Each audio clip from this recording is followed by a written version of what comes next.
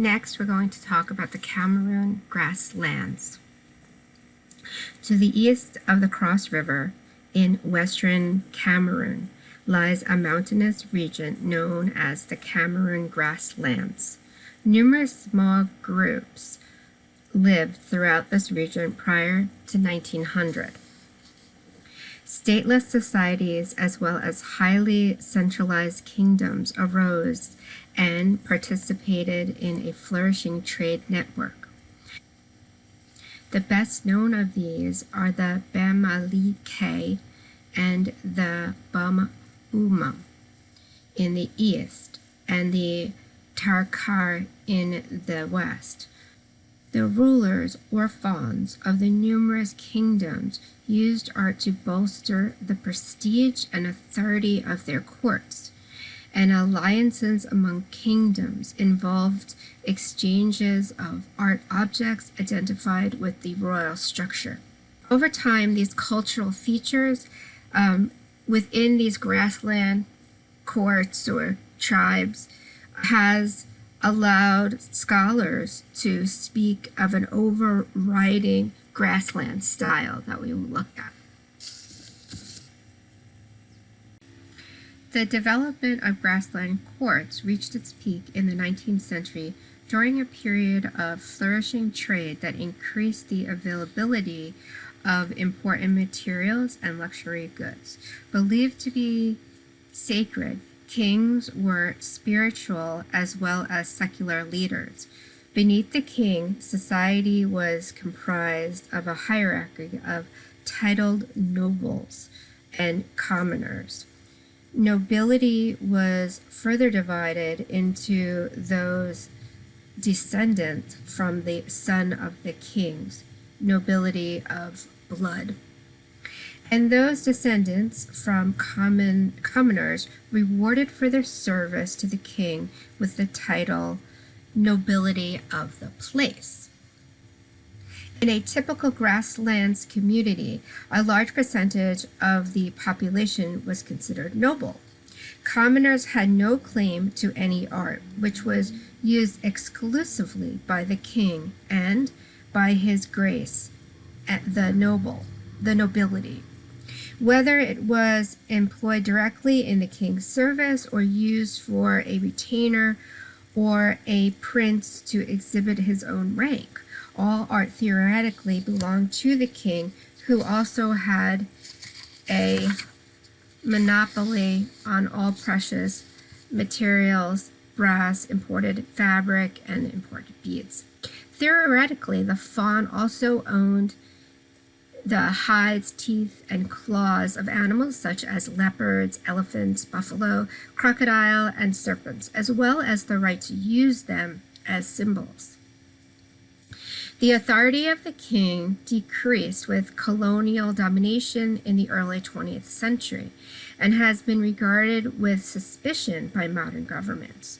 However, each king remains a symbolic sovereign and acts in a fundamentally ceremonial capacity in his realm today. Art is still used as a means to bolster the authority of the elite. So here what I'm showing you now is the palace or the royal residence. And we see the king here sitting in front of the structure. And by doing this and allowing his picture to be taken in this way, it sets up against a backdrop that tells more about the king. It tells the history, the power details in the carving around the doorway, and the king is literally framing himself with this doorway. So these doorways were set up like windows, but the bottom of it is very low that you step over into the structure. And then this carving around here tells an interesting story that is about this idea of this unfaithful woman who goes off with one of the commoners, and she had been a wife to the king. She goes off with one of the commoners and has a child. And unfortunately, the punishment then is that the two are severely punished by the king, and the unfortunate child ends up being beheaded. And that is what is depicted over here. Here you have the woman breastfeeding. So these are more like moralistic kind of stories that are on the outside of these buildings, telling people the right way or the wrong way to live in the society. Very much like medieval architecture, if you think about it, with the churches and how they had stories from the Bible telling you to do this and not do this.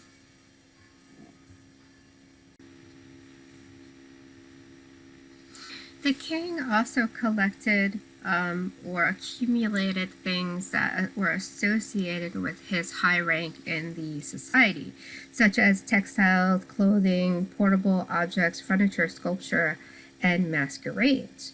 And then he had artists that were creating these objects for him, and these artists then were rewarded with a noble status in the society. Perhaps the most significant thing that was created in the grasslands were these carved stools. And nearly everybody had a stool in the region, but the ones that were carved for the king or the fawn, of course, were much more elaborate than the ones that were created for the commoners. So here is an example of one of these. We have these two figures standing on top. The male figure here holds a royal drinking horn, while the female holds a bowl. And these were associated with, once again, different ranks within the society.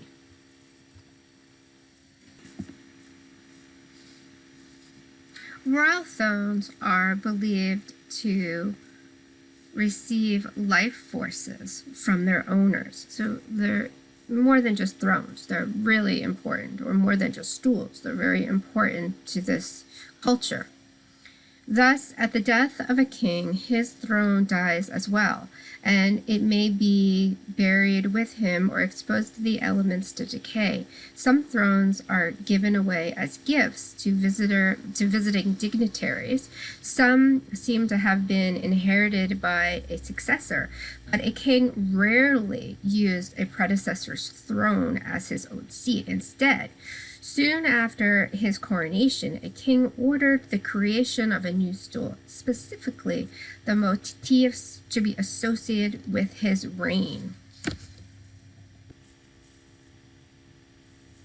So now what I'm showing you is the king sitting on one of these stools with his wives around him, because the kings have multiple wives, and each wife is holding one of these symbolic objects that the king has had made for him.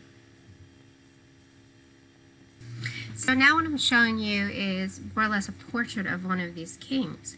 And he is showing that he was victorious over one of the neighboring groups of people.